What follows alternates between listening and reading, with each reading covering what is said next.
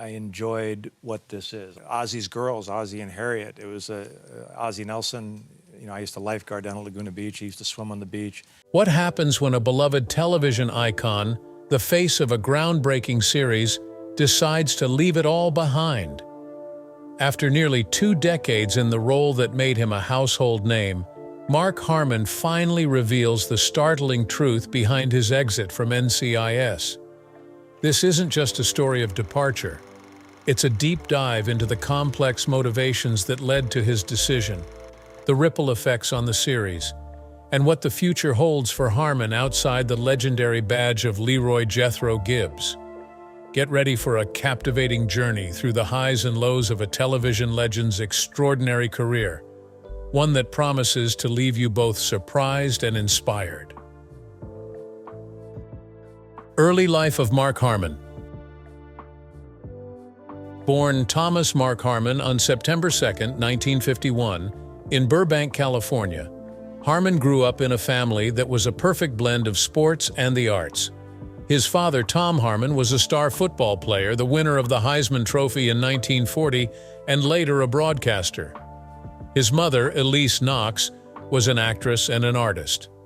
With 2 sisters, Kristen and Kelly, who later became a painter and a model, respectively grew up in a family surrounded by both athleticism and creativity. This upbringing laid the foundation for Harmon's early pursuits. Inspired by his father's sports career, he played football throughout his high school years at Harvard Westlake School in Los Angeles. Graduating in 1970, he continued his athletic momentum at Pierce College in Los Angeles. This soon earned him an easy transfer to the University of California at Los Angeles, commonly known as UCLA. There, despite the football program facing struggles, he did not waste his chance, but proved to be a talented quarterback. One of the highlights of his career was the time when, as an underdog, the Bruin led his team to a surprise victory, beating the 2-time national champion Nebraska Cornhuskers 20-17. At UCLA, Harmon proved to be a talented and versatile athlete during his days in the wishbone offense that required much strategic thinking and adaptability. The leadership helped UCLA compile an overall mark of 17-5, and he was awarded the National Football Foundation Award for all-round excellence. Besides being a great athlete, Harmon graduated cum laude in 1974 with a Bachelor of Arts degree in Communications at UCLA, showing academic and athletic commitment. Mark Harmon's career exploits. Despite his accomplished college football career, Mark Harmon was never drafted during the 1974 NFL Draft. However, he briefly played semi-professional football in his early days before transitioning into acting, which opened new opportunities for his career. His acting career started modestly by undertaking odd jobs, including carpentry. He also had the fortunate chance to be featured in a Kellogg's commercial alongside his father starred in it. He then got his first acting job in Ozzy's Girls, using his family connections and natural screen presence. Early in his career, Harmon appeared as a guest star on such series as Adam 12, Policewoman, and Emergency. At this stage in his career, these smaller roles were giving him experience and some exposure within the industry. But these at the time did not define him as a leading actor. For his 1977 role as Robert Dunlap in the television movie Eleanor and Franklin: The White House Years, Harmon received an Emmy nomination for Outstanding Supporting Actor. His career scaled even higher heights thereafter, with more significant roles coming his way. The late 1970s and early 1980s finally brought leading man roles for Harmon. He appeared as Captain John McIntosh in the miniseries Centennial, and played the role of Fielding Carlisle in the primetime soap opera Flamingo Road, earning major recognition. Indeed, Harmon became a sort of television heartthrob, but it was his portrayal of Dr. Robert Caldwell on St. Elsewhere. St. Elsewhere was the groundbreaking medical drama series that aired from 1982 to 1988 and exposed the gritty realism of medicine within the then-fictional St. Eligius Hospital. The show garnered enormous critical acclaim for its realistic portrayal of healthcare workers' challenges and won a total of 13 Emmy Awards. Harmon joined in the second season, playing the charismatic but flawed plastic surgeon Dr. Robert Caldwell, a womanizing ladies' man. That was a huge plot point in the character arc. Dr. Caldwell, after having unprotected sex, contracted HIV. He was one of the first major TV characters to be diagnosed with the virus.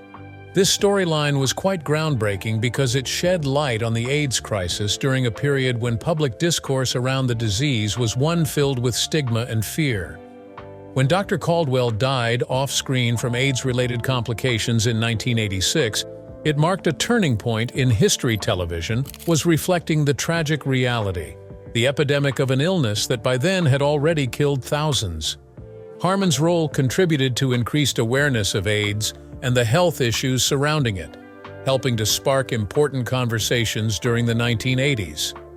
Indeed, years later, Harmon would acknowledge the importance of such a storyline and also point out how risky this theme was when AIDS had been an illness with strong stigma then.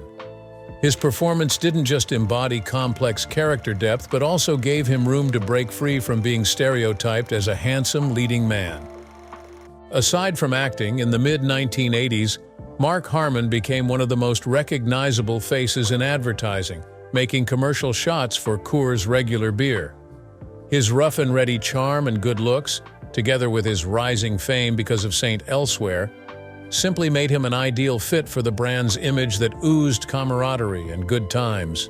Not to mention, these commercials hugely boosted his appeal as a leading man. More importantly, they confirmed his star status as a charismatic television star. Harmon's popularity increased manifold in 1986 when People magazine declared him the sexiest man alive, a title that put his name and face in the public eye. Coming off of critically acclaimed performances in both St. Elsewhere and Moonlighting, the award was only the second year it had been given out, with Mel Gibson being the first in 1985. Not letting this newfound publicity go to his head, Harmon remained humble and downplayed the importance of such a title. His no-nonsense approach to fame, along with his status as a heartthrob, simply opened higher-brow opportunities in television and film. One such opportunity was when he essayed the role of infamous serial killer Ted Bundy in the 1986 miniseries The Deliberate Stranger. Based upon Richard W. Larson's book of the same name, the miniseries aired on NBC, garnering high praise for taking a more realistic look at Bundy's crimes, along with the psychological dilemma that was behind his double character. Harmon's portrayal of Bundy was highly critically acclaimed. Many viewers and critics alike noted that he perfectly captured the charisma and intellect of Bundy while showing his subtle violent tendencies. The performance of Harmon was convincingly stunning, and he closely studied the mannerisms of Bundy to give an authentic performance. This earned him a Golden Globe nomination for Best Actor in a Miniseries or Motion Picture Television. The performance of Ted Bundy by Mark Harmon in the miniseries The Deliberate Stranger catapulted him from a well-appreciated television actor to an acting force to be dealt with in deeply complex, psychologically enriching performances. The miniseries focused on the psychological horror of Bundy's actions rather than sensationalizing the violence, emphasizing the chilling contrast between Bundy's outward charm and hidden evil. Because The Deliberate Stranger took a more restrained approach to Bundy's crimes, much more depth could be explored regarding how the character manipulates people in his life. As such, more realistic complexities and fears regarding serial killers could be brought to the screen. Harmon's performance gained him critical acclaim and showcased his range beyond the typical leading man image, proving his depth as an actor playing dark and multidimensional characters. Until he played the role of Bundy, Harmon had done quite well for himself on television. However, The Deliberate Stranger raised his profile even higher. The success of the miniseries translated to opportunities in Hollywood and more substantial, serious parts for Harmon. He starred in several popular television movies, including After the Promise, 1987, and Sweet Bird of Youth, 1989. These appearances only added to his hero credentials as a versatile performer. The two series paved the way for him into leading man status and staying power, giving heroes and ambiguous characters depth. During the entire decade of the 1990s, Harmon remained busy with different kinds of work in television. He starred in Reasonable Doubts, a legal drama in which he received critical acclaim for his work opposite Marlee Matlin. The show was axed after 2 seasons, but did show that he was capable of much more emotionally layered roles. In 1995, he took up the ill-fated series Charlie Grace, and in 1996 joined the ensemble cast of Chicago Hope as Dr. Jack McNeil. While these roles garnered positive feedback, many of Harmon's projects struggled to gain lasting traction or widespread popularity. His foray into NCIS. But with the advent of the 2000s, his persistence and effort at last started to bear fruit. His role as Secret Service agent Simon Donovan on The West Wing, 2002, earned him another Emmy nomination and caught the attention of producer Donald P. Bellisario, leading to a career-defining opportunity. In 2003, Harmon was cast as Leroy Jethro Gibbs in NCIS, a spin-off of JAG, which would become one of the most popular and enduring television shows of its time. Harmon's no-nonsense, strong-headed version of Gibbs resonated with the audience. As a man of few words, he had much depth in character, had gruffness that melted away under loyalty, mentorship, and quiet moments of vulnerability. Gibbs, as developed by Harmon, turned out to be one of the most popular characters on television as NCIS just soared in the ratings.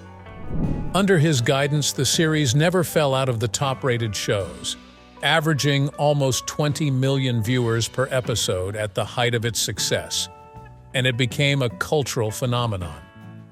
In addition to his on-screen duties, Harmon undertook more behind-the-scenes work when, in 2008, he was made an executive producer of NCIS.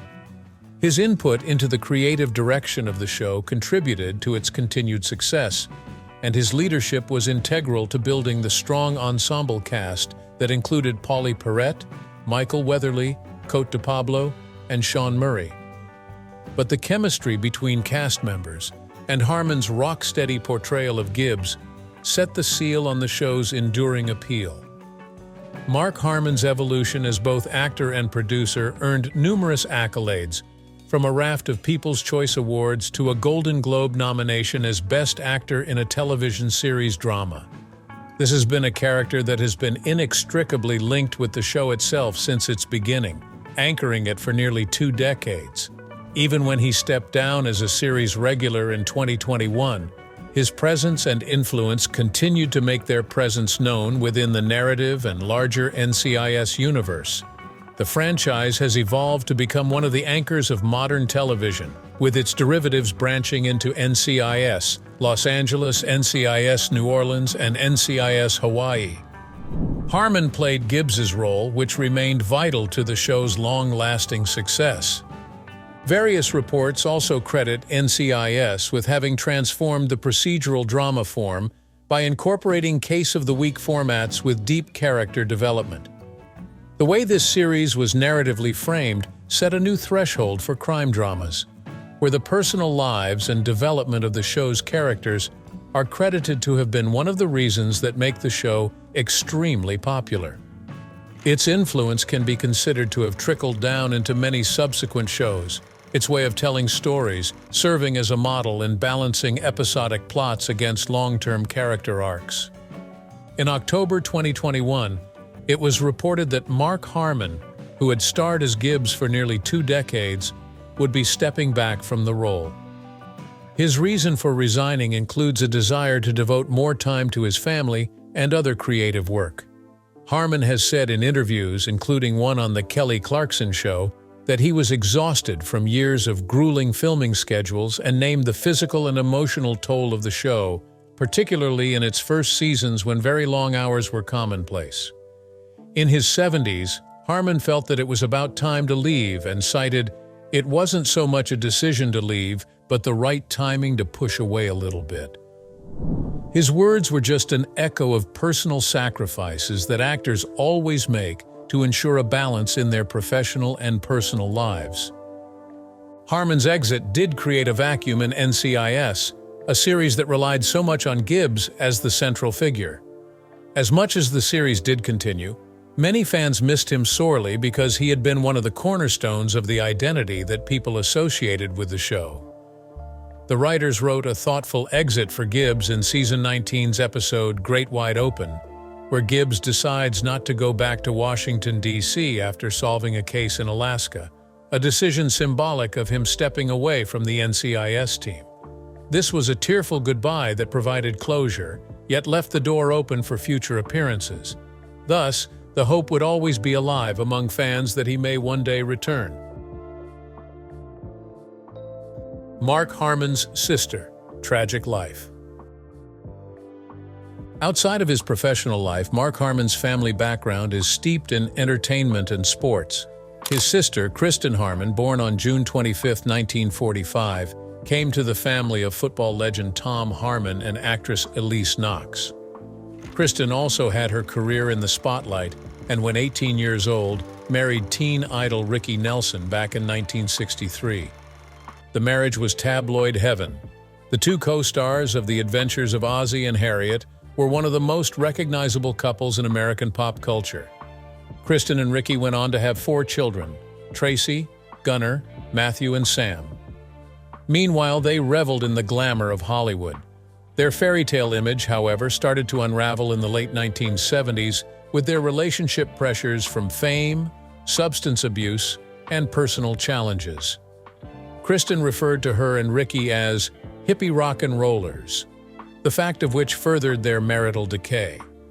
She filed for divorce in 1980 amidst allegations of drug and alcohol abuse from both parties. In 1982, the divorce was complete, but it would be a long time before any of the troubles had ended for this family. Tragically, in December of 1985, Ricky Nelson died in a plane crash along with his fiancée Helen Blair and some of his road crew. The tragic loss significantly affected Kristen Nelson, who was already facing challenges with addiction at that time. It created a downward spiral for Kristen that was hard to come out of, with the loss of Ricky, and coupled further with her substance abuse problems. The tragedy marked the turning point in Kristen's life and drew her family, most especially her brother Mark Harmon, who knew just how serious her situation was. Kristen's life spiraled out of control after the death of Ricky. Her overwhelming grief, along with dependence on prescription drugs, led to increasingly erratic behavior. Mark Harmon was highly concerned for his sister and stepped in, offering critical support during those darkest times. It was Mark's unwavering encouragement that finally convinced Kristen to seek help, and she entered rehabilitation. Kristen would later say that it was because of the love and persistence of her brother that she realized she needed treatment. "Nobody but my brother could have talked me into this because I trusted him." In many ways, Mark's intervention was crucial. It reflected the depths of his commitment to family and helping Kristen get her life back on course.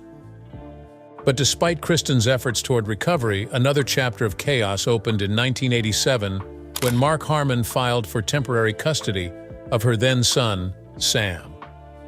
Upon receiving reports that Sam was fearful about returning home because of Kristen's unstable behavior and ongoing substance abuse, Mark and his wife Pam Dawber felt the need to intervene. Mark's application for custody was not an act of spite, but rather to provide the necessary protection for Sam against the odds of this family in crisis. That would begin a sensational custody battle that would cast the public eye upon the family's private struggles. Soon, the custody battle became a hotly contested public fight. Mark expressed serious concerns about Kristen's parenting during a difficult time, citing her struggles with substance abuse as a significant factor. Pam Dawber took the stand in court and swore she saw Kristen intoxicated while shopping, furthering their custody claim. Kristen's lawyers counterattacked, charging Pam used cocaine back in her days on Mork and Mindy, pouring gasoline on an already hot legal battle. The accusations and counterclaims ran riot, and what had been merely a troublesome family matter was suddenly presented before the nation. The court case dragged on into the new year, with a restraining order put in place that required Kristen to maintain a distance of 200 yards from Mark and his family. Mark received temporary custody of Sam, which gave credence to how seriously he was taking the matter and just how far he would go to protect his nephew. The emotional toll of the legal battle weighed heavily on both sides, as once tight siblings found themselves pitted against each other publicly, their grievances aired in court and the media. But notwithstanding that fierce custody battle, Mark ultimately wanted out of the court fight back in August 1987. Nearly a year into fighting, he told Kristen's lawyer, "Too much blood has been spilled," a gesture articulating his wish to cease the bitter war and start mending the estranged family bonds. Dropping the case put an extra emotional emphasis on his realization of the emotional toll the bitter fight took on all who participated, including Sam, and that he was looking forward to reuniting with his sister. After Mark relented, a settlement gave Kristen custody of Sam again, with Mark receiving visitation rights. For the first time, the outcome made the siblings come to one point where both of them realized that family support is what helped them through troubled times. Kristen was overjoyed to regain custody of her son and said to the reporters, "Sam's coming home," and promised to rebuild their relationship through family counseling and mutual understanding. Over the next several years, Kristen struggled to put her life back together. She then married TV producer Mark Tinker in 1988, but divorced him about 12 years later. Though troubled at various times in her life and pestered by Hollywood pressures, Kristen found her relief in New Mexico. The distance helped her get back to her old self and also to her family, mainly her children. Over the latter years of her life, Kristen Nelson made attempts to repair most of the relationships which were important in her life, particularly relationships with her children. After long times of personal trouble, addiction, and legal problems, Kristen rebuilt with her son, Sam. What over a long period had been a strained bond started to heal. Sam, in later interviews looking back on their relationship, could point to how much they'd come. "As you get older, important things aren't important anymore. I think we're in a good way together." This summed up what was going on with Kristen's efforts to find peace and repair vital connections in her life. Despite all these breakthroughs, Kristen continued to suffer grave health problems. She fought pneumonia that turned into MRSA, a critical staph infection that landed her in and out of the hospital several times. On April 26, 2018, en route to another destination via ambulance, she suffered a major heart attack. The EMTs were able to revive her for a little time, but she went into another heart attack on the way to the hospital and did not survive. Her past substance abuse problem most probably contributed to her poor state of health, thereby complicating her condition further than it already was. Meanwhile, while Kristen was fighting all these physical demons, her relationship with her brother Mark Harmon remained tumultuous. The siblings had never healed after the ugly custody battle over Sam back in the 1980s. Although they declared a truce after the courtroom fight, insiders close to the family say Mark had been increasingly drifting away from Kristen in her final years. It is believed that not even when ailing and barely making ends meet did Mark offer any form of financial assistance to her, leaving her practically indigent. Their fractured relationship weighed heavily on the family. Kristen's daughter, Tracy Nelson, also spoke of her despair at such a separation and said, "This is a family that's been in the public eye for decades and given nothing but themselves to make people happy." Her remark brought to the fore the fact that with fame came timeless tensions within the family and unresolved conflicts. Mark Harmon and Pam Dawber's love relationship. Contrasting with the complicated relationship he had with his sister, Mark Harmon's relationship with Pam Dawber speaks volumes about his desire for stability within his family circle. The two met in the mid-1980s through a mutual friend. Mark made the first move by calling her directly and leaving a message stating that he wanted to get together over coffee. Much to his surprise, she picked up the phone mid-message and they were able to set up a date for that evening. Things moved very fast as their impromptu meeting developed into an intense relationship. On March 21, 1987, exactly 1 year later, they married in a private ceremony. Harmon, known to be very down-to-earth, promised to work at a marriage that would endure, beating Hollywood's reputation for passing love affairs. After he was voted as People magazine's Sexiest Man Alive in 1986, he addressed the slew of women interested in him for being shallow and said, "When I marry, I want it to be everything this town says it can't be. I'm not into catting around." And indeed, his marriage with Pam has stood the test of time. Pam Dawber is an American actress who gained fame as the alter ego of Robin Williams' Mindy McConnell in the popular U.S. television series Mork and Mindy during the late 1970s. The character Mindy brought her much acclaimed critical applause and established her as one of the most popular actresses on U.S. television. She went on to do very successful work after the serial Mork and Mindy ended and was seen in series such as My Sister Sam. However, at the peak of her career, Pam took a step back to be able to spend more time with the family. She brought up their 2 sons, Sean, and very consciously decided to put family before occupation. In later years, Pam took up acting once again and made a guest appearance in NCIS, where she played the character Marcy Warren, an investigative journalist who crosses paths with her husband's character Gibbs. Mark Harmon and Pam Dawber's 2 sons, Sean and Ty Harmon, have followed their parents' paths into the entertainment industry. Sean has portrayed a younger version of his father's character, Leroy Jethro Gibbs, on NCIS, while Ty has pursued screenwriting. Despite the demanding nature of Harmon's career, he always prioritized being present for his children's important moments, a balance he acknowledges wasn't always easy, but essential. There were some times where that meant not sleeping. "I still miss things.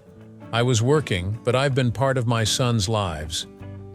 This commitment to family has been a central pillar of Mark and Pam's relationship, underscoring the values they passed on to their children. Both Harmon and Dawber have offered insights into how they've maintained such a lasting marriage amidst the pressures of Hollywood. Harmon credits their success to laughter and communication, saying, "You got to laugh, and you got to talk and communicate. Maybe you just get fortunate and find the right one." He also highlights their differences as a source of strength, adding depth to their bond. Dawber echoes these sentiments, emphasizing the importance of mutual respect and shared values, especially during their years focused on raising their family. When she returned to acting with a guest role on NCIS, their ability to work together professionally reflected the supportive nature of their partnership. NCIS return. Mark Harmon's return to the NCIS franchise has been a highly anticipated event for fans, especially following his departure from the main series in 2021. As Leroy Jethro Gibbs, Harmon was a cornerstone of the show, and his absence left a void. However, recent developments indicate that Harmon is set to return in a new capacity through the upcoming spin-off series, NCIS Origins, set to premiere on October 14, 2024. This prequel will explore Gibbs's backstory as a young agent in the early 1990s, with Harmon narrating and serving as executive producer, continuing his influential role in shaping the NCIS universe. Harmon expressed excitement during promotional events for NCIS Origins, describing his role as more supportive than central. "I'm just pleased to be part of it, and I'm fine with the step back to let this cast do their work." His words highlight his dedication to fostering new talent while maintaining a connection to the series he helped build. Co-showrunner David J. North noted that new footage featuring Harmon was shot specifically for the prequel, which promises to offer deeper insights into Gibbs's formative years. The spin-off is expected to have a slightly edgier tone compared to previous NCIS iterations, aiming to captivate both longtime fans and new viewers. Although Harmon's return in NCIS Origins is confirmed, questions remain about whether he will reprise his role as Gibbs in the main NCIS series. Harmon has expressed openness to the idea, though he has not received direct communication about a return since his exit. "I've always let the writers do what they want to do," he shared in interviews, suggesting that he is waiting for the right storyline. The producers have indicated that they would want any return to be meaningful and not just a brief cameo, which keeps the door open for future possibilities. Whatever the future holds for Mark Harmon's role in NCIS, his immense presence in the franchise is undeniable. What was your favorite scene involving Gibbs in NCIS? Feel free to share your thoughts in the comments below.